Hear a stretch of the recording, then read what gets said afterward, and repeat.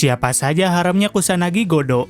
Oke, yang pertama itu ada Erika Blandelli, cewek blonde Italia yang paling beringas dan yang paling sering ngegoda Godo dari semuanya. Nah, hampir semua sifat Erika sendiri sebenarnya bisa dijabarkan dengan 7 dosa besar, yaitu pride atau kebanggaan, sifatnya yang arogan di awal; greed atau keserakaan, sifatnya yang pengen Godo hanya jadi miliknya di awal; sloth atau kemalasan, sifatnya yang malas dan pengen turu aja waktu dia sedang libur; gluttony atau kerakusan, sukanya makan banyak; urat atau kemarahan, marah waktu Godo dapat cewek baru tanpa persetujuan darinya; envy atau iri hati, terkadang cemburu waktu Godo dekat dengan cewek lainnya; dan lust atau nafsu, sifatnya yang paling beringas dari semuanya. Nah, kalau dalam hal segi kekuatan, Erika kerap kali dianggap sebagai anak ajaib dari Copper Black Cross dengan julukan Diavolo Rosso atau Iblis Merah. Dan untuk hasil pernikahannya dengan Godo, dia memiliki anak kembar cowok cewek bernama Leonardo Blandelli dan Monica Blandelli.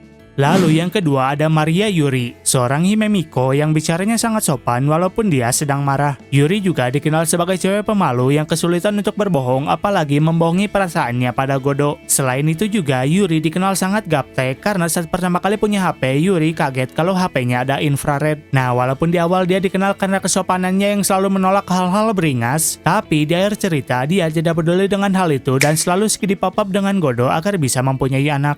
Lalu yang ketiga ada Liliana Kranjčar, seorang kesatria ponytail dari Kroasia yang hidup besar di Milan seperti Erika yang menjadi teman masa kecil sekaligus saingannya Erika. Liliana juga dikenal dengan sikapnya yang tegas dan serius, tapi entah kenapa dia mudah sekali dijahili oleh orang lain. Nah, sikap tegasnya itu sendiri rupa-rupanya berbanding terbalik dengan hobinya yang menyukai novel romantis, sampai dia sendiri suka menulis novel romantis versi dirinya. Lalu dalam hal kemampuan, menurut Aina Seishuin, Liliana mungkin seimbang dengan Erika, tapi untuk potensinya Liliana mungkin lebih besar karena ia bisa merapalkan berbagai macam mantra. Lalu yang keempat ada Aina Seishuin, seorang himemiko juga, tapi sifatnya santai, blak-blakan, apalagi jika menyangkut cintanya pada Godo. Aina juga dikenal dekat dengan Yuri karena mereka berdua merupakan teman masa kecil. Selain itu juga, Aina bisa dibilang anti asing karena ia menolak Erika jadi wanitanya Godo, karena seharusnya orang Jepang dengan orang Jepang lagi. Dari segi kekuatan, Aina merupakan salah satu himemiko terkuat dalam hal raw power.